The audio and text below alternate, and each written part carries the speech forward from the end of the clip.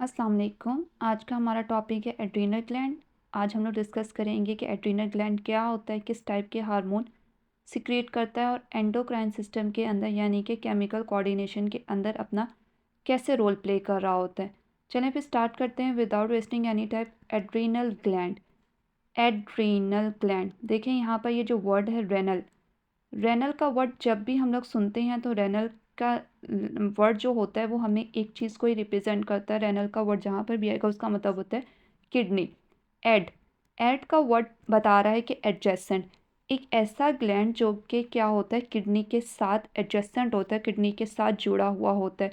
ये हमारे पास दो किडनी है। किडनी के ऊपर अगर हम लोग देखें तो हमें एक बढ़ते कैप लाइक स्ट्रक्चर देखने को मिलता है जिसे क्या कहा जाता है, जो हमारे पास कहलाता है एड्रीनल ग्लैंड। इसे ग्लैंड इसलिए कहा जाता है क्योंकि ये क्या करता है, हार्मोन्स को सिक्रेट कर रहा होता है। एक ऐसा स्ट्रक्चर जो कि किडनी के ऊपर प्रेजेंट होता है। अगर हम लोग एड्रीनल ग्लैंड को देखें, आप लोग यहाँ पर देखें, एड्रीनल ग्लैंड बिल्कुल ऐसे है just like a birthday cap. जिस तरह से बच्चों जब बर्थडे सेलिब्रेट कर रहे होते हैं, बच्चे जो होते हैं वो बर्थडे कैप को पहनते हैं ना, ये बिल्कुल वैसे ही है। यानी कि ऐसे कह लें कि किडनी है, किडनी ने अपने ऊपर बर्थडे कैप लगाई हुई है। एड्रीनल ग्लैंड बिल्कुल ऐसे ही होता है। अब हमारे अगर हम लोग ह्यूमन की केस की बात करें, ह्यूमन के अंदर कितनी किडनी होती है? ह्यूमन के अंदर एक पेयर मौजूद होता है यानी कि दो किडनी होती है। अब दोनों किडनी के ऊपर ही एड्रीनल ग्लैंड प्रेजेंट होता है, तो इसलिए ह्यूमन के अंदर एड्रीनल ग्लैंड कितने होते हैं? यकीनन वो भी एक पेयर होगा यानी कि दो होंगे। दोनों किडनी के ऊपर एक एक एड्रीनल ग्लैंड प्रेजेंट होगा। अब ये चूंकि किडनी के ऊपर प्रेजेंट होता है इसीलिए एड्रीनल ग्लैंड के लिए एक और भी टर्म यूज़ होती है जिसे उसे ये भी कहा जाता है कि ये क्या है, हमारे पास सुप्रा रेनल ग्लैंड है। एक ऐसा ग्लैंड जो कि किडनी के ऊपर प्रेजेंट होता है, इसलिए इसे क्या कहा जाता है? सुप्रा रेनल ग्लैंड।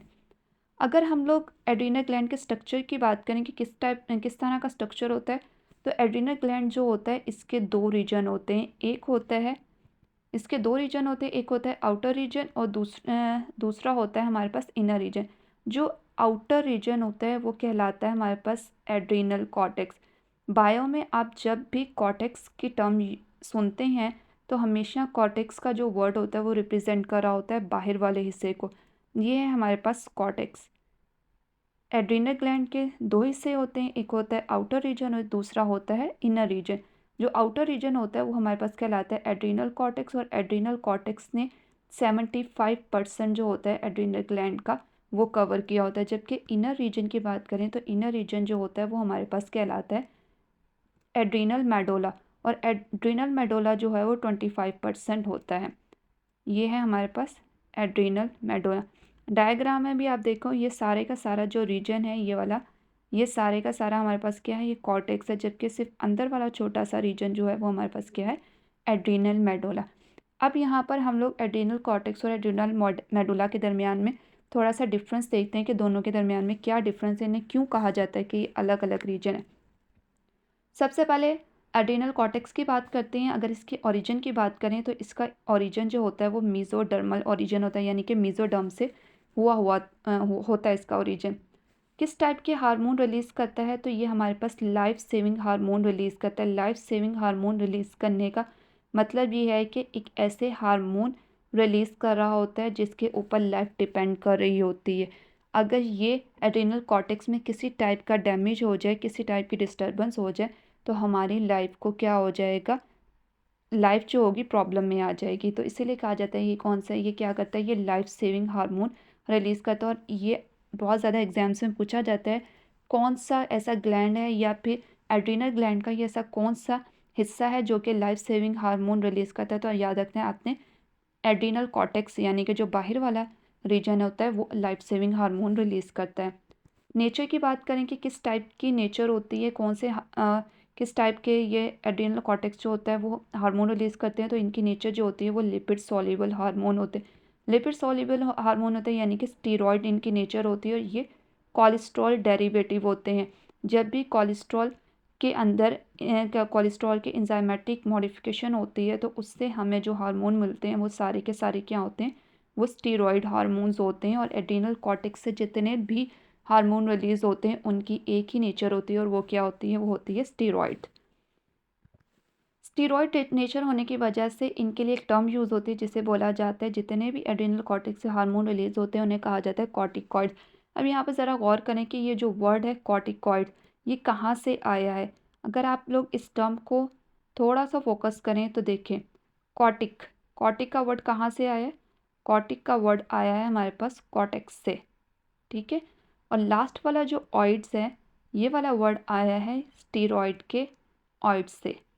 तो इस तरह से मिलकर ये क्या बना देते हैं, ये बना देते हैं कॉर्टिकॉइड्स। इन्हें कॉर्टिकॉइड्स भी कहा जाता है और इन्हें कॉर्टिकोस्टेरॉइड्स भी कहा जाता है। यानी कि ये रिप्रेजेंट किसको कर रहे होते हैं, ये एड्रिनल कॉर्टेक्स को ही रिप्रेजेंट कर रहे होते हैं। एग्जाम्पल्स की बात करें कौन कौन से एग्जाम्पल होती हैं, तो सबसे पहले हमारे पास आ जाता है ग्लूकोकॉर्टिकॉइड्स। देखें, जितने भी लास्ट इनके हार्मोन होते हैं उन सब के लास्ट में वर्ड आ रहा होता है कॉर्टिकॉइड्स। उसके अलावा दूसरा होता है मिनरलोकॉर्टिकॉइड्स। और तीसरा जो ग्रुप होता है जो एड्रिनल कॉर्टेक्स से हार्मोन का रिलीज हो होता है, दैट इज सेक्स कॉर्टिकॉइड्स, जिसे एंड्रोजेंस भी कहा जाता है। ये बहुत इंपॉर्टेंट हार्मोन है। ये सारे के सारे कौन रिलीज कर रहा होता है, ये रिलीज करने वाला हमारे पास होता है एड्रिनल कॉर्टेक्स। अब हम लोग डिस्कस करते हैं एड्रिनल मेडोला को। एड्रिनल मेडोला की बात करें, इसके ओरिजिन की बात करें, तो इसका ओरिजिन जो होता है वो एक्टोडर्मल ओरिजिन होता है। अब यहाँ पर थोड़ा सा गौर करें, देखें, एड्रिनल कॉर्टेक्स और एड्रिनल मेडोला जो हैं एक ही ग्लैंड के दोनों हिस्से हैं, एक अंदर वाला और एक बाहर वाला। लेकिन अगर आप गौर करें तो यहाँ पर जो एड्रिनल कॉर्टेक्स है, कॉर्टेक्स का जो ओरिजिन होता है वो मेसोडर्मल ओरिजिन होता है। और जबकि एड्रिनल मेडोला का जो ओरिजिन है वो कौन सा है, वो एक्टोडर्मल है। ये क्या चक्कर है, दोनों एक ही ग्लैंड के हिस्से हैं लेकिन दोनों का ओरिजिन जो होता है वो डिफरेंट क्यों होता है। अब यहाँ पर मेरी इस बात को गौर से सुने, ये जो हमारे पास एड्रिनल मेडोला होता है, एड्रिनल मेडोला बायोलॉजिस्ट का बिलीव है, वो ऐसे समझते हैं कि एक्चुअल में जो एड्रिनल मेडोला होते हैं इसके जो सेल्स होते हैं वो सिंपैथेटिक नर्वस सिस्टम के मॉडिफाइड न्यूरॉन्स होते हैं। यानी कि जिन्होंने एड्रिनल मेडोला को बनाया होता है वो क्या होते हैं, वो सिंपैथेटिक नर्वस सिस्टम के मॉडिफाइड न्यूरॉन्स होते हैं। और ये जो एड्रिनल मेडोला होता है ये डायरेक्टली कांटेक्ट में होता है नर्वस सिस्टम के हाइपोथैलेमस के साथ, और हाइपोथैलेमस ही इसको कंट्रोल कर रहा होता है। और एड्रिनल मेडोला का जो सारे का सारा एड्रिनल मेडोला जो हार्मोन्स रिलीज़ कर रहा होता है उनके जो फंक्शन होते हैं वो उसी तरह के फंक्शन परफॉर्म कर रहे होते हैं जो कि हमारे सिंपैथेटिक नर्वस सिस्टम कर रहा होता है। तो इसीलिए ऐसा बायोलॉजिस्ट का ख्याल है कि एड्रिनल मेडोला और जो एड्रिनल मेडोला जो है वो एक्चुअल में सिंपैथेटिक नर्वस सिस्टम का ही एक पार्ट है, जो कि बाद में किसी वजह से अलग होके क्या हो गया, वो एड्रिनल ग्लैंड का हिस्सा बन गया है। और एक बात याद रखिएगा, ये जो एड्रिनल मेडोला होता है इसका डायरेक्ट कांटेक्ट होता है हाइपोथैलेमस के साथ, और चूंकि हाइपोथैलेमस के साथ इसका डायरेक्ट कांटेक्ट होता है, ये nervous system sympathetic nervous system की तरह काम कर रहा होता है। तो इसी वजह से इसका जो ओरिजिन होता है वो एक्टोडर्मल ओरिजिन होता है, क्योंकि नर्वस सिस्टम का जो ओरिजिन होता है वो भी क्या होता है, वो एक्टोडर्मल ओरिजिन होता है। हार्मोन्स की बात करें कि कौन से हार्मोन रिलीज़ कर रहा होता है, तो ये इमरजेंसी हार्मोन रिलीज़ कर रहा होता है, क्योंकि वही फंक्शन परफॉर्म कर रहा होता है जो सिंपैथेटिक नर्वस सिस्टम करता है। सिंपैथेटिक नर्वस सिस्टम भी कब काम कर रहा होता है, वो भी इमरजेंसी सिचुएशंस के अंदर ही काम कर रहा होता है। तो इसके जो भी हार्मोन होते हैं, इसके भी हार्मोन जो होते हैं वो इमरजेंसी हार्मोन ही रिलीज़ करता है। और वो इमरजेंसी सिचुएशंस में, इमरजेंसी कंडीशंस में बॉडी को फाइट और फ्लाइट वाला जो कंडीशन होती है उसमें बॉडी को रिस्पॉन्ड करने में हेल्प करते हैं। नेचर की बात करें कि किस टाइप की नेचर होती है, तो इसकी जो नेचर होती है एड्रिनल मेडोला के हार्मोन्स की, वो वाटर सॉल्युबल होते हैं, यानी कि प्रोटीनेशियस नेचर के होते हैं। और ये ज़्यादातर अमाइनो एसिड डेरिवेटिव्स होते हैं, यानी कि अमाइनो एसिड की जब एंजाइमेटिक मॉडिफिकेशन होती है तो उससे बनने वाले जो हार्मोन होते हैं वो कौन से होते हैं, वो एड्रिनल मेडोला के हार्मोन होते हैं। इसी वजह से इनके लिए एक टर्म यूज़ होती है, इन्हें कहा जाता है कैटेकोलामाइन। अब आप देखें यहाँ पर इसके लास्ट में भी अमाइन वर्ड आ रहा है, जबकि यहाँ पर अमाइनो एसिड, ये दोनों एक ही चीज़ को रिप्रेजेंट करें। तो ये हमेशा याद रखिएगा, amino acid derivative catecholamine, amine amine आ रहा है तो वो किसको रिप्रेजेंट करें, वो एड्रिनल मेडोला के हार्मोन्स को रिप्रेजेंट करें। एग्जाम्पल्स की बात करें कौन कौन सी एग्जाम्पल्स होती हैं, तो एड्रिनल मेडोला जो होता है वो दो ही तरह के हार्मोन रिलीज़ कर रहा होता है। एक होता है एड्रिनल एड्रेनालिन और दूसरा होता है नोर एड्रेनालिन। एड्रेनालिन को ही एपिनेफ्रिन भी कहा जाता है और नोर एड्रेनालिन के लिए टर्म नोर एपिनेफ्रिन यूज़ होती है। यहाँ पर एपी बायो में जहाँ पर भी एपी का वर्ड आता है, एपी का मतलब हमेशा ऊपर होता है। और नेफ्राइन जो वर्ड है वो किस चीज़ को रिप्रेजेंट करता है, यानी कि नेफ्रॉन को। नेफ्रॉन कहाँ पर होते हैं? नेफ्रॉन्स किडनी के अंदर होते हैं। तो ये हमें इनका नाम ही हमें इनके बारे में बहुत कुछ बता रहा है। एक ऐसे हार्मोन जो कि किडनी के ऊपर जो ग्लैंड मौजूद होता है, एड्रीनल ग्लैंड, उससे रिलीज़ होते हैं, उन्हें एपिनेफ्राइन और नॉर एपिनेफ्रिन भी कह दिया जाता है। अब अगर हम लोग इनकी नेचर की बात करें कि क्या होती हैं, तो देखें ये दोनों के दोनों क्या होते हैं? अमाइनो एसिड डेरिवेटिव होते हैं। जब भी टायरोसिन अमाइनो एसिड की एंजाइमेटिक मॉडिफिकेशन होती है तो उनसे हमें एड्रेनालिन और नॉर एड्रेनालिन मिलते हैं। और अब हम इन सबको डिटेल में डिस्कस करते हैं। अब सबसे पहले डिस्कस करते हैं एड्रीनल मेडुला के हार्मोन को। एड्रीनल मेडुला के जो हार्मोन्स होते हैं वो होते हैं एड्रेनालिन और नॉर एड्रेनालिन, जिन्हें एपिनेफ्रिन और नॉर एपिनेफ्रिन भी कहा जाता है।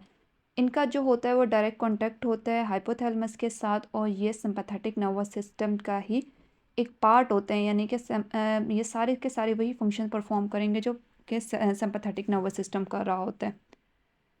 सिंपैथेटिक नर्वस सिस्टम की तरह ये फंक्शन परफॉर्म कर रहे होते हैं, तो ये क्या करेंगे, ये इनके जो हार्मोन्स होते हैं इन्हें कहा जाता है कि ये क्या है, हमारे पास इमरजेंसी हार्मोन है। याद रखिएगा, एड्रेनालिन और नॉर एड्रेनालिन को कहा जाता है ये इमरजेंसी हार्मोन है, जबकि एड्रेनल मेडुला को कहा जाता है कि ये हमारे पास इमरजेंसी ग्लैंड है। अब इमरजेंसी हार्मोन है तो ये क्या करते हैं, ये रिस्पॉन्सिबल होते हैं 3F रिस्पॉन्स के लिए। 3F रिस्पॉन्स कौन सा होता है? 3F रिस्पॉन्स का मतलब ये होता है फेयर, फाइट एंड फ्लाइट, यानी कि जब भी कोई इमरजेंसी सूरत हाल हो जाती है, कोई ऐसी खौफनाक कंडीशन आ जाती है जिसमें भागने का या फिर लड़ने वाली सिचुएशन होती है, तो उसके लिए हमें ये क्या करते हैं, ये हमारी बॉडी को प्रिपेयर करते हैं ताकि इमरजेंसी सिचुएशन को हैंडल किया जा सके। इमरजेंसी सिचुएशन में हमारे पास सिर्फ दो ही ऑप्शन होते हैं, या तो फिर ये होता है कि मुकाबला करो, लड़ो, या फिर क्या करो, फ्लाइट करो, यानी कि भागो। तो इसीलिए कहा जाता है कि ये जो एड्रेनालिन और नॉर एड्रेनालिन होते हैं, इमरजेंसी हार्मोन होते हैं, रिस्पॉन्सिबल होते हैं 3F रिस्पॉन्स के लिए। अब ये किस तरह से हमारी बॉडी को प्रिपेयर करते हैं इमरजेंसी सिचुएशंस को हैंडल करने के लिए, ये क्या करेंगे, सबसे पहले ये कब रिलीज़ होते हैं, ये रिलीज़ होते हैं स्ट्रेस कंडीशन में। स्ट्रेस, कोई भी स्ट्रेस हो सकता है, आपको एग्ज़ाम का स्ट्रेस भी हो सकता है, आपको पेपर यानी कि टेस्ट का एग्ज़ाम भी हो सकता है, आप एग्जामिनेशन हॉल में बैठे हैं तो उस वक्त भी यही होती है ना, fight, fair, flight and fight वाली ही कंडीशन होती है, यानी कि खौफ आ रहा होता है, क्या होगा, किस तरह से हैंडल करेंगे। उसके बाद फाइट और फ्लाइट का होता है, भाग तो आप सकते नहीं हैं, लेकिन आपने क्या करना होता है, फाइट करना होता है। आप एकदम से पैनिक हो जाते हैं, समझ नहीं आ रही होती, तो उस वक्त भी वो भी स्ट्रेस होता है, उसमें भी आपको यही दो हार्मोन जो होते हैं वो रिलीज़ हो रहे होते हैं और ये आपकी बॉडी को प्रिपेयर करते हैं। उसके अलावा किसी ऐसी जगह पर जा रहे हैं जहाँ पर कोई खौफनाक चीज़, कोई ऐसा खौफनाक जानवर आपके सामने आ गया, कोई शेर आ गया, कोई कुत्ता वगैरह पीछे आ गया, तो तब भी बॉडी की यही कंडीशन होती है, फेयर की होती है, खौफ होता है, फाइट और फ्लाइट वाली होती है, या तो लड़ना होता है या फिर भागना होता है। तो इन सब कंडीशन में क्या होता है, एड्रेनालिन और नॉर एड्रेनालिन जो होते हैं वो हमारी बॉडी को प्रिपेयर करते हैं। ये क्या करेंगे, सबसे पहले इंक्रीज़ कर देंगे अलर्टनेस को। अलर्टनेस इंक्रीज़ करने से क्या होगा, हमारी जो बॉडी है, हमारा जो दिमाग है वो अलर्ट हो जाएगा, वो सोचेगा कि मैंने क्या करना है, अगर तो मैंने लड़ना है, किस तरह से लड़ना है, कौन सी स्ट्रेटजी को मैंने फॉलो करना है, कौन सा मेथड होगा जिसके थ्रू मैं लड़ सकता हूँ, और अगर मुझे भागना है तो किस डायरेक्शन में भागना है, यानी कि किस सिमत में भागना है, कि कहाँ पर किस जगह पर जाना है जहाँ से मैं ज़्यादा से ज़्यादा खुद को और जल्दी से जल्दी खुद को सेव कर सकूँ। तो इसलिए ये क्या करते हैं, ये अलर्टनेस को इंक्रीज़ कर देते हैं। उसके अलावा ये क्या करते हैं, ये स्टिमुलेट करते हैं ग्लाइकोजेनोलाइसिस को, यानी कि ब्रेकडाउन ऑफ ग्लाइकोजन को ये इंक्रीज़ कर देंगे। अब ग्लाइकोजन जब ब्रेकडाउन होती है, जब ग्लाइकोजन की ब्रेकडाउन होती है तो क्या होता है, वो ग्लूकोज में कन्वर्ट होती है। ग्लूकोज में कन्वर्ट होगा तो क्या हो जाएगा, एनर्जी मिलेगी, और एनर्जी की ज़रूरत होती है। अगर लड़ना हो तब भी एनर्जी की ज़रूरत होती है, और अगर भागना हो तब भी हमें एनर्जी की ज़रूरत होती है। इसलिए ये स्टिमुलेट करेंगे ग्लाइकोजेनोलाइसिस को। उसके अलावा ये क्या करेंगे, ये प्रोमोट करेंगे प्रोटियोलाइसिस और लिपोलाइसिस को यानी कि लिपिड और प्रोटीन की ब्रेकडाउन को भी ये स्टिमुलेट करेंगे ताकि ज़्यादा से ज़्यादा ग्लूकोज और एनर्जी मिल सके। उसके अलावा ये क्या करते हैं, ये रेस्पिरेशन रेट को इंक्रीज़ कर देते हैं। रेस्पिरेशन रेट इंक्रीज़ होगा तो क्या होगा, ज़्यादा से ज़्यादा ऑक्सीजन जो है वो एंटर हो सकेगी। ऑक्सीजन ज़्यादा आने से क्या होगा, ग्लूकोज की ऑक्सीडेशन जल्दी हो सकेगी। उसके अलावा क्या करते हैं, पाइलो इरेक्शन कर देते हैं। पाइलो इरेक्शन का क्या मतलब होता है, यानी कि जिसे कहते हैं ना रोंगटे खड़े हो गए। ये इस तरह से ये जो बॉडी के बाल होते हैं, जब बाल खड़े हो जाते हैं तो इसको बोला जाता है कि ये क्या करते हैं, ये पाइलो इरेक्शन कर देते हैं। उसके अलावा क्या करेंगे, स्वेटिंग को प्रमोट करेंगे। स्वेटिंग को प्रमोट करने से क्या होगा, देखें जब भाग रहे होते हैं या लड़ रहे होते हैं तो उस वक्त बहुत ज़्यादा एनर्जी यूटिलाइज हो रही होती है, एनर्जी लग रही होती है और बहुत ज़्यादा हीट भी प्रोड्यूस हो रही होती है। तो इससे स्वेटिंग हो रही होती है ताकि बॉडी का जो टेम्परेचर है उसको कूल डाउन किया जा सके, बॉडी का जो टेम्परेचर है वो मेंटेन रह सके। उसके अलावा क्या होता है, ये क्या करते हैं, ये प्यूपल को डायलेट कर देते हैं। प्यूपल डायलेशन से क्या होगा, ज़्यादा से ज़्यादा जो एक लार्ज अमाउंट में एनर्जी है वो रेटिना तक पहुंच सकेगी और चीज़ें जो हैं वो विजिबल हो सकेंगी। उसके अलावा ये क्या करते हैं, उसके साथ साथ ये इंक्रीज़ कर देते हैं हार्ट बीट को। हार्ट रेट इंक्रीज़ होगा तो हार्ट रेट इंक्रीज़ होने से क्या होगा, हार्ट बीपी इंक्रीज़ हो जाएगा। तो उसके साथ ही क्या होगा, ज़्यादा से ज़्यादा जो चीज़ें हैं, ग्लूकोज ऑक्सीजन वगैरह जो है उनकी सप्लाई जो है वो बढ़ जाएगी। तो इस तरह से ये क्या करते हैं, एड्रेनालिन और नोर एड्रेनालिन ये बिल्कुल वही फंक्शन परफॉर्म कर रहे होते हैं जो कि सिंपैथेटिक नर्वस सिस्टम कर रहा होता है। और इस तरह से ये जो इमरजेंसी वाली कंडीशंस होती हैं उनके अंदर बॉडी को प्रिपेयर करते हैं। अब देख लेते हैं एड्रेनल कॉर्टेक्स को कि एड्रेनल कॉर्टेक्स कौन कौन से फंक्शन परफॉर्म करता है और कौन कौन से हार्मोन्स जो होता है वो रिलीज़ करता है। अब याद रखिएगा, ये जो एड्रेनल कॉर्टेक्स है ना, ये आगे से 3 लेयर्स के अंदर डिवाइडेड होता है। एक होती है जोना ग्लोमेरुलोसा, दूसरी होती है जोना फेसिकुलेटा और दूसरी थर्ड वन होती है जोना रेटिकुलरिस। अब सबसे पहले हम लोग डिस्कस करते हैं जोना ग्लोमेरुलोसा का। ये वाली जो लेयर होती है ये सबसे ज़्यादा आउटर लेयर होती है, यानी कि सबसे ज़्यादा बाहर वाली लेयर होती है। यहाँ पर देखें, ये है हमारे पास जोना ग्लोमेरुलोसा, सबसे बाहर वाली लेयर। उसके बाद ये जोना ग्लोमेरुलोसा क्या करती है, ये कुछ स्पेशल टाइप के हार्मोन रिलीज़ कर रही होती है। इसमें एक्चुअल में जो एड्रेनल कॉर्टेक्स की तीनों लेयर्स होती हैं ना, इसमें ग्रुप ऑफ हार्मोन्स को याद रखना बहुत ज़्यादा ज़रूरी है और फिर उसके बाद मेन हार्मोन्स कौन सा है उसको याद रखना ज़रूरी है। अगर हम लोग जोना ग्लोमेरुलोसा की ग्रुप ऑफ हार्मोन की बात करें तो इसमें आ जाते हैं मिनरेलो कॉर्टिकॉइड्स। अब मिनरेलो कॉर्टिकॉइड्स के अंदर जो मेन हार्मोन होता है वो होता है एल्डोस्टेरोन। अब आप लोगों ने दो चीज़ें यहाँ पर याद रखनी है। एक आप लोगों ने ये याद रखना है कि मिनरेलो कॉर्टिकॉइड्स कहाँ से रिलीज़ होता है, ये हमारे पास ग्रुप ऑफ हार्मोन है। ये कहाँ से, ये जोना ग्लोमेरुलोसा से रिलीज़ होता है। और अगर एल्डोस्टेरोन के बारे में पूछा जाए कि वो कहाँ से रिलीज़ होता है, तो वो मिनरेलो कॉर्टिकॉइड का ही मेन हार्मोन है। ठीक है, वो भी कहाँ से रिलीज़ हो रहा है, वो भी जोना ग्लोमेरुलोसा से रिलीज़ हो रहा है। जिस तरह का क्वेश्चन आएगा उसी के अकॉर्डिंग आप लोगों ने क्या करना है, उसका आंसर देना है। अगर हम लोग जोना फेसिकुलेटा की बात करें कि ये कहाँ पर होती है, तो ये हमारे पास लेयर होती है, ये मिडल लेयर होती है, यानी कि जोना ग्लोमेरुलोसा के अंदर प्रेजेंट होती है। ये हमारे पास दरमियान वाली है।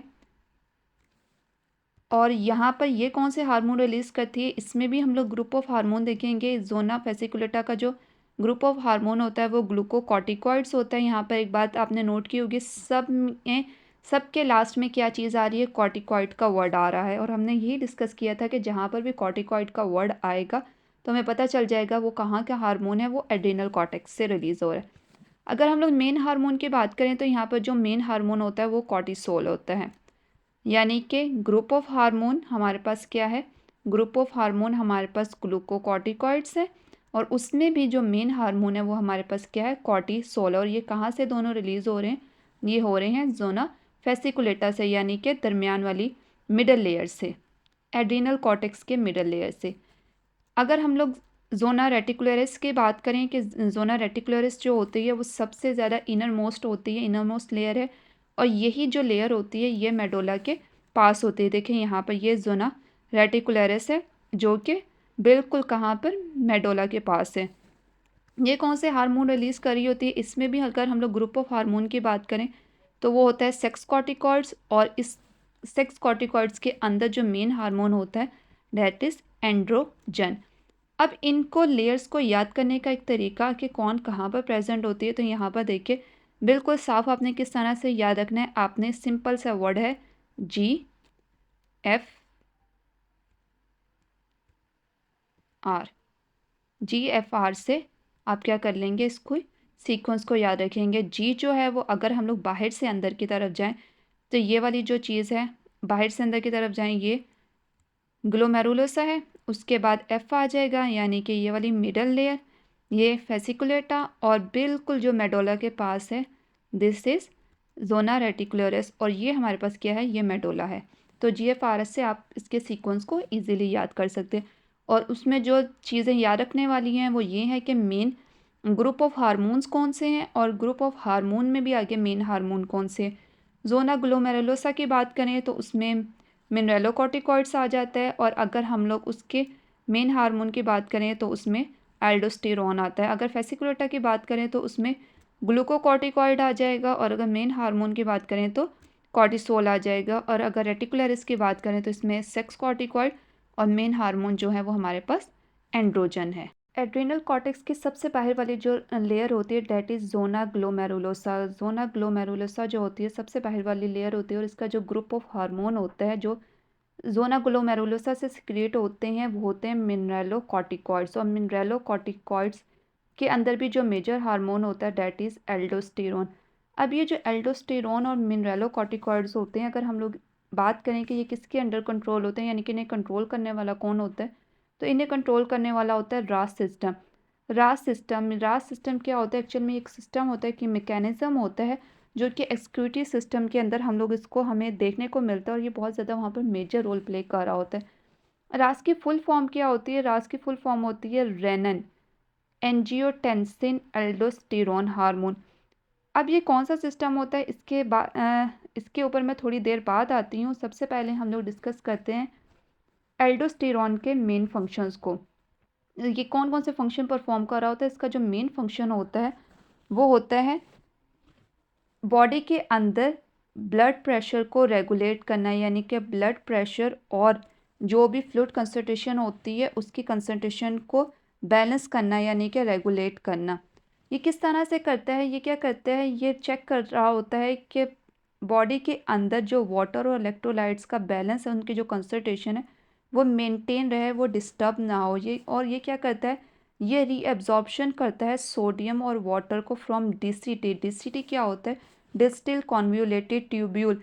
नेफ्रॉन की ये जो डिस्टिल कॉन्व्यूलेटेड ट्यूब्यूल होती है यहाँ से रीअब्जॉर्प्शन करता है सोडियम की और वाटर की, और इस तरह से ये क्या करता है, हमारे बॉडी के अंदर जो इलेक्ट्रोलाइट का बैलेंस होता है और उसके साथ साथ जो वाटर की कंसंट्रेशन होती है उसको मेंटेन कर रहा होता है। अब आपको पता है कि सोडियम अगर रीअब्सॉर्ब करता है, एल्डोस्टेरोन जो होता है वो इसका मेन फंक्शन होता है सोडियम को रीअब्सॉर्ब करना, यानी कि सोडियम के लॉस, बॉडी को सोडियम के लॉस से बचाना।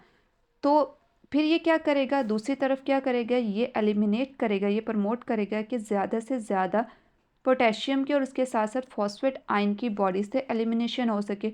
क्योंकि आप लोगों को ये पता होगा कि सोडियम और पोटेशियम जो होते हैं वो एक दूसरे के दुश्मन होते हैं, ये कभी भी एक जैसी कंसंट्रेशन के अंदर नहीं रह सकते। अगर बॉडी के अंदर बहुत ज़्यादा अमाउंट में सोडियम प्रेजेंट है, यानी कि सोडियम की रीअब्जॉर्प्शन हो रही है, तो डेफिनेटली उसके साथ ही क्या होगा, पोटेशियम की एलिमिनेशन होगी। और अगर बॉडी के अंदर सोडियम की सोडियम का जो लेवल है वो कम हो जाता है, तो वो हमें क्या बताएगा कि अगर सोडियम का लेवल कम हो रहा है तो पोटेशियम का लेवल ज़्यादा होगा। लेकिन क्या होता है, नॉर्मल बॉडी का जो होता है वो उसमें ये होता है कि सोडियम की कंसंट्रेशन ज़्यादा होनी चाहिए तो वाटर की कंसंट्रेशन भी ज़्यादा होगी, और ज़्यादा से ज़्यादा जो पोटेशियम है और फॉस्फेट आयन है उन्हें बॉडी से यूरिन के थ्रू रिमूव कर दिया जाए। अब हम लोग बात करते हैं रास सिस्टम की, कि रास सिस्टम किस तरह से एल्डोस्टेरोन की कंसंट्रेशन को कंट्रोल कर रहा होता है, और ये किस तरह से अपना रोल प्ले करता है reabsorption of sodium and water from DCT, और किस तरह से ये बॉडी में ब्लड प्रेशर को और बाकी जो फ्लूइड की कंसंट्रेशन होती है उसको बैलेंस करता है, उसको कंट्रोल कर रहा होता है। क्योंकि एल्डोस्टेरोन का जो मेन काम होता है वो क्या होता है कि इलेक्ट्रोलाइट्स यानी कि सोडियम और पोटेशियम की जो कंसंट्रेशन होती है उसके साथ साथ जो वाटर होता है उसकी कंसंट्रेशन को बैलेंस करना, और इस तरह से ये जो दोनों इलेक्ट्रोलाइट्स होते हैं सोडियम और पोटेशियम, ये इनडायरेक्टली ब्लड प्रेशर और फ्लूइड कंसंट्रेशन को कंट्रोल कर रहे होते हैं। अब रास सिस्टम की बात करते हैं। रास सिस्टम में क्या होता है, ये सिस्टम तब एक्टिवेट होता है जब ब्लड में सोडियम का लेवल कम हो जाता है। सोडियम का लेवल कम होगा तो डेफिनेटली वाटर का भी लेवल क्या होगा, कम हो जाएगा। अब जैसे ही सोडियम का लेवल कम हो गया तो उससे क्या होगा, ब्लड प्रेशर कम हो गया तो किडनी क्या करेगी, किडनी फ़ौरन से एक प्रोटीन रिलीज़ करेगी जिसे कहा जाता है रेनिन। अब ये रेनिन क्या करती है, ये एक और प्रोटीन हमारे प्लाज्मा के अंदर प्रेजेंट होती है, हमारे फ्लूइड के अंदर प्रेजेंट होती है, जिसे कहा जाता है एंजियोटेंसिनोजन। एंजियोटेंसिनोजन क्या करता है, ये कहाँ से बनती है, इसको बनाने वाला होता है लीवर। लीवर इसको बनाता है और वो क्या करता है, इसको प्लाज्मा के अंदर रिलीज़ कर देता है। और ये प्लाज्मा के अंदर जो होती है ये इनएक्टिव फॉर्म में प्रेजेंट होती है। हमें कैसे पता चला कि ये इनएक्टिव फॉर्म में प्लाज्मा के अंदर प्रेजेंट होती है, क्योंकि देखिए इसके लास्ट में वर्ड आ रहा है ओजन। जब भी किसी प्रोटीन के लास्ट में ओजन का वर्ड आ जाए तो हमें किस उसे क्या जन का वर्ड आ जाए तो हमें क्या पता चलता है कि ये इनएक्टिव फॉर्म में प्रेजेंट है। अब रेनन क्या करता है, ये जो एंजियोटेंसिनोजन होती है इसको कन्वर्ट कर देता है एंजियोटेंसिन 1 के अंदर। एंजियोटेंसिन 1 जो होती है ये एक्टिव फॉर्म में तो आ जाती है लेकिन इतनी एफिशिएंट नहीं होती, यानी कि अपना पूरी तरह से फंक्शन परफॉर्म नहीं कर पाती। लेकिन इसको भी क्या करता है, फिर लंग एक और इंजाइम रिलीज़ करता है जिसको कहा जाता है ACE। ACE की फुल फॉर्म है एंजियोटेंसिन कन्वर्टेड एंजाइम। ये ACE क्या करता है, एंजियोटेंसिन कन्वर्टेड एंजाइम, इसका नाम ही हमें इसके काम के बारे में बता रहा है। ये क्या करता है, ये एंजियोटेंसिन 1 को कन्वर्ट कर देता है इनटू एंजियोटेंसिन 2 के अंदर। अब ये जो एंजियोटेंसिन 2 होती है ये बहुत इम्पॉर्टेंट फंक्शन परफॉर्म करती है। एक तो ये क्या करेगी, ये एड्रिनल कॉर्टेक्स के जोना ग्लोमेरुलोसा को एक्टिवेट कर देती है और उसको स्टिमुलेट करेगी। वो क्या करे, वो एल्डोस्टेरोन को रिलीज़ करे। ठीक है, एड्रिनल कॉर्टेक्स को, एड्रिनल ग्लैंड के अंदर ही एड्रिनल कॉर्टेक्स प्रेजेंट होता है और एड्रिनल कॉर्टेक्स के अंदर भी अंदर क्या होता है, जोना ग्लोमेरुलोसा होता है। तो एक्चुअल में ये एंजियोटेंसिन 2 क्या करती है, जोना ग्लोमेरुलोसा को एक्टिवेट करती है कि एल्डोस्टेरोन को प्रोड्यूस करो। और ये जो एल्डोस्टेरोन होता है ये क्या करता है, ये यहाँ पर ये जो डिस्टल कॉन्वोल्यूटेड ट्यूब्यूल होती है यहाँ से इस जगह से DCT से सोडियम और वाटर को की रीअब्जॉर्प्शन स्टार्ट कर देता है। ज़्यादा से ज़्यादा वाटर और मतलब ज़्यादा से ज़्यादा जो सोडियम होता है उसको वापस से ब्लड में भेजने लग जाता है। अब सोडियम वापस से ब्लड में आ रहा है तो क्या होगा, उसके पीछे पीछे पानी भी आ जाएगा और इस तरह से ये क्या करता है, ये रीअब्जॉर्प्शन स्टार्ट कर देता है। और जब रीअब्जॉर्प्शन स्टार्ट हो जाएंगे तो उसके साथ ही ये क्या करता है, ये प्रमोट कर देता है और ज़्यादा से ज़्यादा एलिमिनेशन को प्रमोट करता है, किसकी, पोटेशियम की और फॉस्फेट आयन की। यानी इसके सोडियम को वापस से उठा के भेजेगा ब्लड में और उसके साथ साथ ही पानी भी चला जाएगा वापस, और पोटेशियम जो है उसको यूरिन के थ्रू बॉडी से बाहर एलिमिनेट करेगा। और दूसरा काम ये एंजियोटेंसिन 2 क्या करते हैं, ये वेसल्स के ऊपर एक्ट करता है और ये क्या करेगा, वेजो कॉन्स्ट्रिक्शन करवा देता है, यानी कि वेसल्स का जो डायामीटर होता है उसको कम कर देता है। डायमीटर कम हो जाएगा तब क्या हो जाएगा, बीपी बढ़ जाएगा और बीपी बढ़ने के साथ ही क्या हो जाएगा, इस तरह से ये क्या करता है, ये रेगुलेट करता है ब्लड प्रेशर को और जितनी भी फ्लूइड की कंसंट्रेशन होती है उसको कंट्रोल कर रहा होता है। इसीलिए कहा जाता है कि एल्डोस्टेरोन जो होता है वो किसके अंडर कंट्रोल होता है, वो होता है रास सिस्टम के अंडर कंट्रोल, और रास मैकेनिज्म ही इसको कंट्रोल कर रहा होता है। अब देखिए रास के नाम में ही हमें सब कुछ पता चल जाता है। सबसे पहले रेनिन, रेनिन एक प्रोटीन है जिसको स्क्रीट कौन करता है, जिसको रिलीज करता है किडनी। ठीक है, उसके बाद एंजियोटेंसिन, एंजियोटेंसिन एक प्रोटीन है इसको कौन रिलीज़ करता है, ये कहाँ से आती है, ये एक्चुअल में हमें मिलती है लिवर से। लिवर इसको बनाता है और उसको इनएक्टिव फॉर्म में ब्लड के अंदर, प्लाज्मा के अंदर रिलीज़ कर देता है एंजियोटेंसिनोजन की फॉर्म में। और फिर रेनन जब आता है वो इसको कन्वर्ट कर देता है एंजियोटेंसिन 1 के अंदर। फिर एक और लंग जो है, हमारे लंग्स जो हैं वो एक एंजाइम रिलीज़ करते हैं, that is ACE, angiotensin converted enzyme. वो क्या करते हैं, इस एंजियोटेंसिन 1 को कन्वर्ट कर देते हैं एंजियोटेंसिन 2 को, और एंजियोटेंसिन 2 जो है वो एक्ट करती है एड्रीनल ग्लैंड के ऊपर। एड्रीनल ग्लैंड में भी एक्ट करती है एड्रीनल कॉर्टेक्स के जोना ग्लोमेरुलोसा के ऊपर, और वहाँ पर प्रमोट करती है किसकी स्क्रीशन को, एल्डोस्टेरॉन की स्क्रीशन को। और एल्डोस्टेरॉन क्या करता है, ये सोडियम और वाटर की रीअब्जॉर्प्शन करना शुरू कर देता है, उसके साथ साथ वेजो कंस्ट्रिक्शन करवाता है। अब नेक्स्ट डिस्कस करते हैं जोना फेसिकुलेटा को, जो कि मिडल लेयर होती है। अगर इसके हम लोग ग्रुप ऑफ हार्मोन की बात करें तो ग्लूकोकॉर्टिकॉइड्स होते हैं। इसका नाम ही हमें इसके बारे में बहुत कुछ बता रहा है। ये किससे रिलेटेड होता है, इसका कोई ना कोई कनेक्शन जो है वो ग्लूकोज के साथ ज़रूर होगा।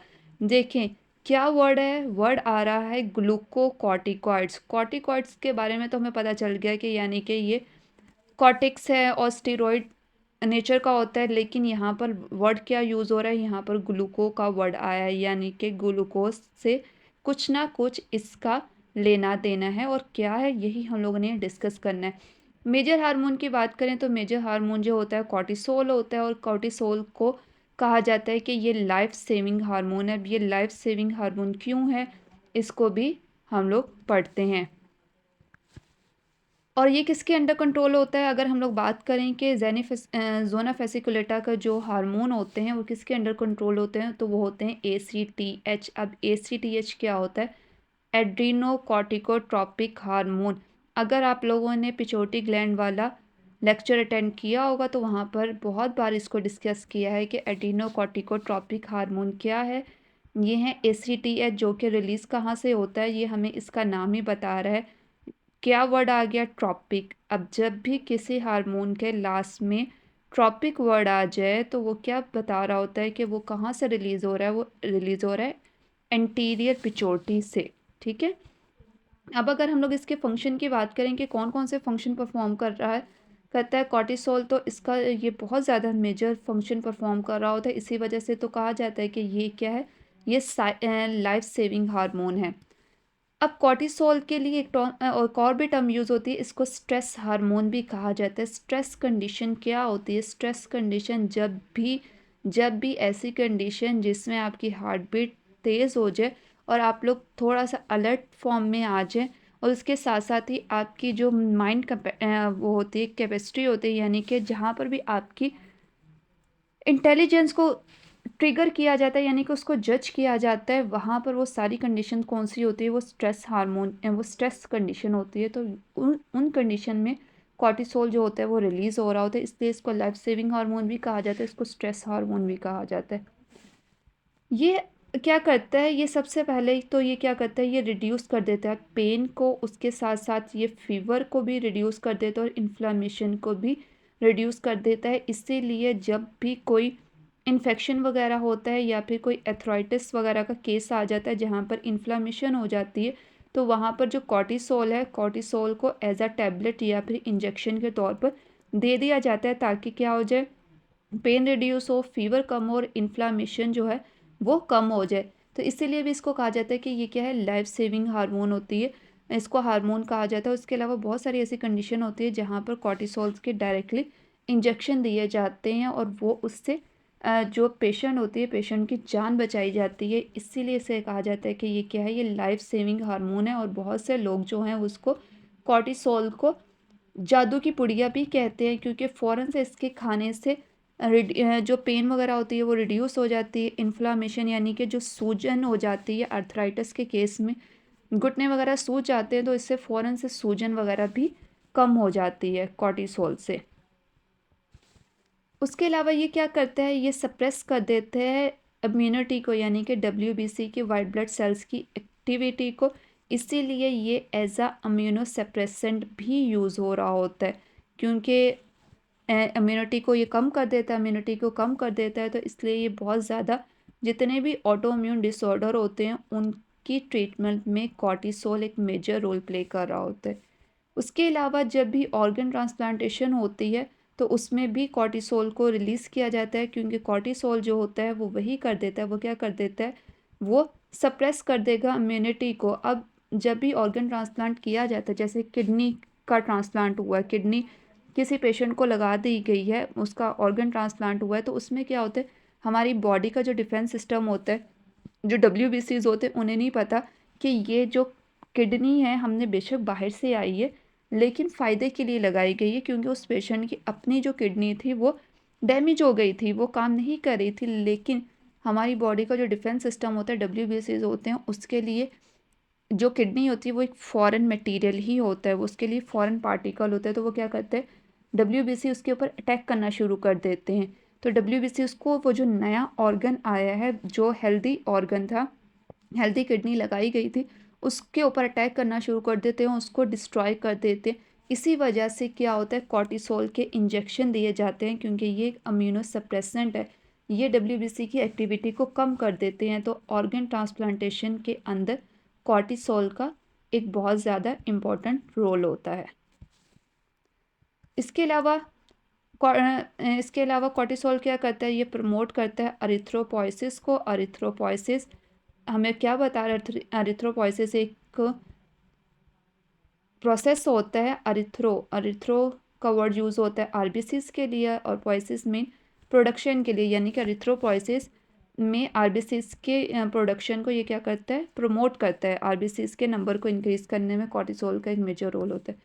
उसके अलावा ये बहुत ज़्यादा इंपॉर्टेंट रोल प्ले कर रहा होता है इंक्रीज़ करने में ब्लड में ग्लूकोज के लेवल को।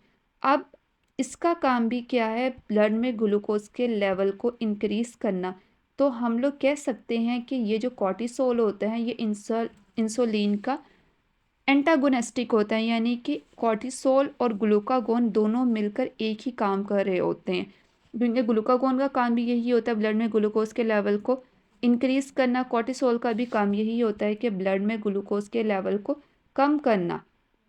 तो हम लोग कह सकते हैं कि ये कॉर्टिसोल जो है वो इंसुलिन के अगेंस्ट काम करता है, इंसुलिन के ऑपोजिट काम करता है। इंसुलिन के क्या है, एंटागोनिस्टिक काम कर रहा होता है, क्योंकि इंसुलिन का क्या काम होता है, ब्लड में ग्लूकोज के लेवल को डिक्रीज़ करना, जबकि ये इंक्रीज़ कर रहा है। और ये ग्लूकागोन जैसा ही काम करता है। और किस तरह से करता है, देखेंगे किस तरह से इंक्रीज़ करेगा ब्लड में ग्लूकोज के लेवल को। जब भी ग्लूकोज का लेवल कम हो जाएगा, ये स्टिमुलेट करेगा ग्लूकोनियोजेनेसिस को। ग्लूकोनियोजेनेसिस नाम ही इसके बारे में बहुत कुछ बता रहा है। जब भी ग्लूकोज की प्रोडक्शन होती है वो किसी नॉन कार्बोहाइड्रेट कंपाउंड से हो, जैसे कि प्रोटीन और फैट से हो, तो उसके लिए टर्म यूज़ होती है ग्लूकोनियोजेनेसिस। उसके अलावा ये क्या करता है, ये स्टिमुलेट करता है, प्रमोट करता है प्रोटियोलाइसिस को, यानी कि प्रोटीन की ब्रेकडाउन को, और लिपोलाइसिस को, लिपिड की ब्रेकडाउन को, ताकि ज़्यादा से ज़्यादा ग्लूकोज और एनर्जी मिल सके। इसके अलावा कॉर्टिसोल के कुछ इफ़ेक्ट जो होते हैं वो कार्डियोवैस्कुलर एक्टिविटीज़ में और उसके साथ साथ किडनी के फंक्शंस के ऊपर भी कॉर्टिसोल का एक बहुत ज़्यादा इम्पोर्टेंट इफ़ेक्ट होता है। तो अब आपने याद रखना है, कॉर्टिसोल जो है वो हमारे पास कॉर्टिसोल के लिए ही टर्म यूज़ होती है, यानी कि कॉर्टिसोल को ही लाइफ सेविंग हार्मोन भी कहा जाता है, क्योंकि ये पेशेंट की लाइफ बचाने के लिए एज ए इंजेक्शन के तौर पर दिया जाता है। उसके अलावा इसको स्ट्रेस हार्मोन भी कहा जाता है, क्योंकि ये स्ट्रेस कंडीशन में बॉडी को प्रिपेयर करता है कि किस तरह से वो जो स्ट्रेस कंडीशन है उसको डील करना है। एड्रिनल कॉर्टेक्स की सबसे अंदर वाली लेयर जो होती है वो होती है ज़ोना रेटिकुलरिस, जो कि इनर मोस्ट लेयर होती है, और मेडोला एड्रिनल मेडोला के सबसे ज़्यादा पास होती है। अगर इसके ग्रुप ऑफ हार्मोन की बात करें कि कौन सा ग्रुप ऑफ हार्मोन रिलीज़ का हो रहा होता है यहाँ से, तो वो होता है सेक्स कॉर्टिकॉइड्स। और इनके जो मेजर हार्मोन होते हैं वो होते हैं एंड्रोजन, जो कि मेल के अंदर होते हैं, जबकि एस्ट्राडायोल जो होते हैं वो फीमेल के अंदर प्रेजेंट होते हैं। अब ये हार्मोन जो भी हार्मोन होते हैं ये भी किसके अंडर कंट्रोल होते हैं, ये होते हैं ACTH के अंदर। ACTH यानी कि एड्रीनोकॉर्टिकोट्रोपिक हार्मोन, जो कि एंटीरियर पिट्यूटरी रिलीज कर रहा होता है। तो यानी कि एंटीरियर पिट्यूटरी ही इनको कंट्रोल करने वाला होता है। वो किसके थ्रू करता है, वो करता है ACTH के थ्रू। फंक्शंस की बात करें कि ये कौन कौन से फंक्शन परफॉर्म कर रहे होते हैं, तो ये रिस्पॉन्सिबल होते हैं सेकेंडरी सेक्सुअल ग्रोथ के लिए दोनों के अंदर, मेल और फीमेल के दोनों के अंदर ये सेकेंडरी सेक्सुअल ग्रोथ के लिए रिस्पॉन्सिबल होते हैं।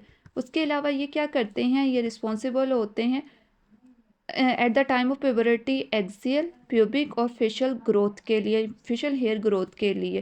प्यूबर्टी के टाइम पर मेल और फीमेल के अंदर दोनों ही के अंदर कुछ हेयर की ग्रोथ हो रही होती है स्पेसिफिक एरिया के अंदर, जैसे कि यहाँ पर ये अंडर आर्म वाला एरिया देखिए जिसे एक्सोलरी हेयर कहा जाता है। यहाँ पर ये इनकी ग्रोथ के लिए रिस्पॉन्सिबल होते हैं। ये जो अंडर आर्म वाला एरिया होता है डेट इज़ एक्सिलरी हेयर। उसके अलावा ये वाला जो एरिया होता है डेट इज़ प्यूबिक हेयर। यहाँ पर इन दोनों के अंदर प्यूबिक एरिया के अंदर भी रिस्पॉन्सिबल होते हैं हेयर की ग्रोथ के लिए। उसके अलावा फेशियल ग्रोथ जो होती है वो मेल के अंदर होते हैं, यानी कि बियर्ड और मुस्टाची मूछें और दाढ़ी के जो बाल होते हैं उनके लिए रिस्पॉन्सिबल होते हैं। अब अगर इन दोनों हार्मोन की यानी कि एंड्रोजन्स की और एस्ट्राडायोल की इम्बैलेंस हो जाए, यानी कि डिस्टर्बेंस हो जाए इन लेवल की, तो इसमें क्या होगा, दोनों के अंदर ही प्रॉब्लम क्रिएट हो जाएगी। गर्ल्स के अंदर क्या हो जाएगा, गर्ल्स के अंदर सारे के सारे जो मेल के सेकेंडरी सेक्सुअल कैरेक्टर्स होते हैं वो आने लग जाते हैं। जैसे कि लड़कियों की वैसे अमूमन आवाज़ जो होती है वो पतली सी होती है, लेकिन क्या हो जाएगा, जैसे ही एंड्रोजन का लेवल इंक्रीज़ कर जाता है तो लड़कों की तरह आवाज़ भारी हो जाती है। उसके अलावा फेस वाला जो एरिया होता है उन उधर बाल आने लग जाते हैं, स्पेशली जो चिन वाला एरिया होता है यहाँ पर बड़े बड़े फेस के ऊपर ना हेयर ग्रोथ स्टार्ट हो जाती है, फेशियल हेयर ग्रोथ स्टार्ट हो जाती है। और अगर मेल में प्रॉब्लम क्रिएट हो जाए तो मेल में क्या होगा, वो फीमेल वाले करेक्टरिस्टिक्स आने लग जाएंगे, यानी कि आवाज़ जो है वो पतली हो जाएगी और हेयर ग्रोथ रुक जाएगी बियर्ड मुस्टाची की। उसके अलावा ब्रेस्ट की जो इन्हेंसमेंट हो जाएगी सारे के सारे। तो इससे क्या हो जाएगा कि मेल के अंदर फीमेल वाले करेक्टरिस्टिक्स आने लग जाएंगी और फीमेल के अंदर मेल वाली आने लग जाती है। इसीलिए इनका जो बैलेंस है, इनके जो सिक्रीशन है वो प्रॉपर होनी चाहिए। अब डिसऑर्डर को डिस्कस करते हैं कि एड्रीनल कॉर्टेक्स में यानी कि एड्रीनल ग्लैंड के अंदर कभी किसी भी टाइप की प्रॉब्लम हो जाएगी तो उससे कौन कौन से डिसऑर्डर होते हैं। देखिए यहाँ पर हम लोग दो डिसऑर्डर्स की बात करेंगे, दो डिसऑर्डर को डिस्कस करेंगे। एक है हमारे पास एडिसन डिजीज़ और दूसरा है कशिंग सिंड्रोम। सबसे पहले डिस्कस करते हैं एडिसन डिजीज़। एडिसन डिजीज़ में क्या होता है, इसमें हाइपोसिक्रीशन हो जाती है, यानी कि कॉर्टिसोल और एल्डोस्टेरोन का जो लेवल होता है उनकी जो सिक्रीशन होती है वो कम हो जाती है। अगर तो कॉर्टिसोल और एल्डोस्टेरोन जो हैं वो कम अमाउंट में रिलीज़ होंगे तो उससे जो डिज़ीज़ हो जाएगी उसे कहा जाता है कि वो कौन सी होगी, वो एडिसन डिज़ीज़ हो जाएगी। अब इसके रीज़न क्या होते हैं, सबसे पहले तो इसका रीज़न होता है ऑटोइम्यून डिसऑर्डर।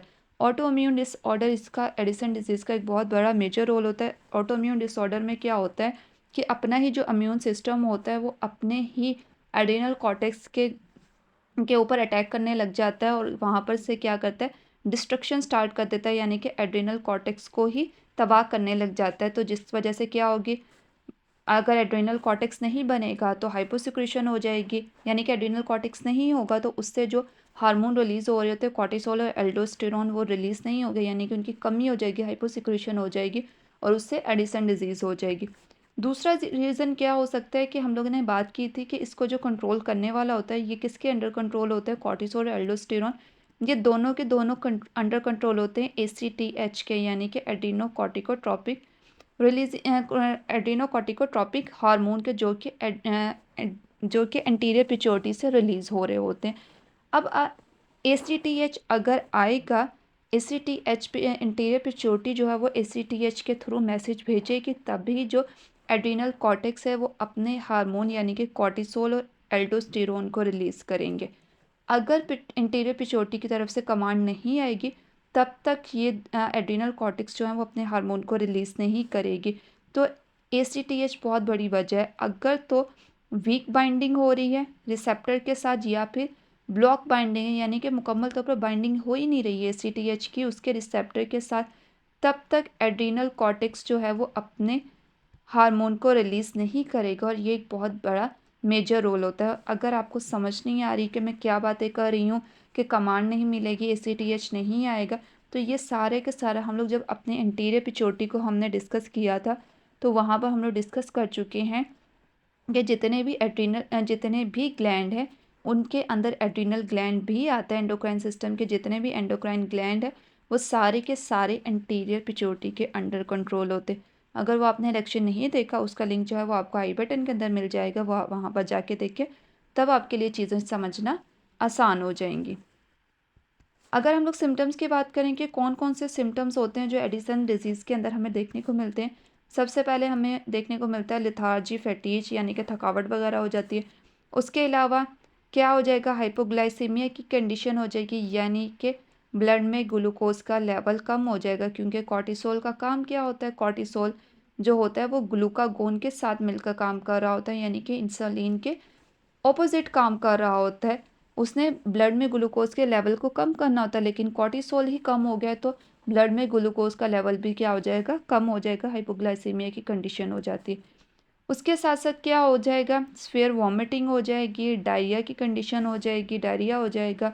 उसके अलावा लॉस ऑफ एपेटाइट हो जाता है, यानी कि भूख बहुत कम लगती है, और अनइंटेंशनल वेट लूज होता है, यानी कि बहुत ज़्यादा एकदम से उस पर्सन का जिसके अंदर एडिसन डिजीज़ होती है बहुत ही ज़्यादा वेट लूज हो जाता है, बहुत ही दुबले पतला सा वो इंसान हो जाता है। अब अगर हम लोग कशिंग सिंड्रोम की बात करें तो कशिंग सिंड्रोम जो होता है वो किस वजह से होता है, जब हाइपर सिक्रीशन हो जाती है कॉर्टिसोल की, यानी कि कॉर्टिसोल एक बहुत ज़्यादा अमाउंट में रिलीज़ हो रहा है, तो उससे क्या होता है, उससे कशिंग सिंड्रोम हो जाता है। इसके रीज़न क्या है, इसके रीज़न है कि एड्रीनल कॉर्टेक्स के अंदर कोई ना कोई ट्यूमर आ गया, जिसकी वजह से जो हार्मोन है वो बहुत ज़्यादा अमाउंट में प्रोड्यूस हो रहा है। यहाँ पर ये इसको काट दें, यहाँ पर बहुत ज़्यादा अमाउंट में जो हार्मोन होता है वो प्रोड्यूस हो रहा होता है। अगर हम लोग सिम्टम्स की बात करें कि कौन कौन से सिम्टम्स होते हैं, तो इसमें बेफ्लो हम्प हो जाती है बैक के ऊपर, यानी कि जिसे कहते हैं कुब निकल आया है वो निकल आता है इसमें। उसके अलावा स्किन जो होती है वो डार्क हो जाती है, हाइपर पिगमेंटेशन की कंडीशन हो जाती है कशिंग सिंड्रोम के अंदर। उसके साथ साथ हाइपरग्लाइसीमिया की कंडीशन हो जाएगी, यानी कि ब्लड में ग्लूकोज का लेवल जो होता है वो बहुत ज़्यादा एबनॉर्मली हाई हो जाता है, क्योंकि कॉर्टिसोल है। कॉर्टिसोल ने क्या करना होता है, उसमें ब्लड में ग्लूकोज के लेवल को इंक्रीज़ करना होता है, तो यहाँ पर क्या होता है, एबनॉर्मली हाई हो जाता है, हाइपरग्लाइसीमिया की कंडीशन हो जाती है। अब जब ब्लड में ग्लूकोज का लेवल इंक्रीज़ हो जाएगा तो डेफिनेटली क्या हो जाएगी, इससे डायबिटीज़ हो जाएगी। उसके अलावा ऐसे पर्सन जो होते हैं वो बहुत ज़्यादा ओबीस हो जाते हैं, यानी कि मोटापे का शिकार हो जाते हैं, और उसके साथ साथ हाइपर टेंशन हो जाती है, छोटी छोटी सी बात पर, मामूली सी बात पर इन्हें बहुत ज़्यादा गुस्सा आने लग जाता है, यानी कि हाइपर कंडीशन होने लग जाती है। And this is the whole story of adrenal gland. अगर आपके लिए लेक्चर यूज़फुल है तो जल्दी से इसको लाइक करें, चैनल को सब्सक्राइब करें और अपने दोस्तों के साथ इसको शेयर करें। अल्लाह हाफिज़।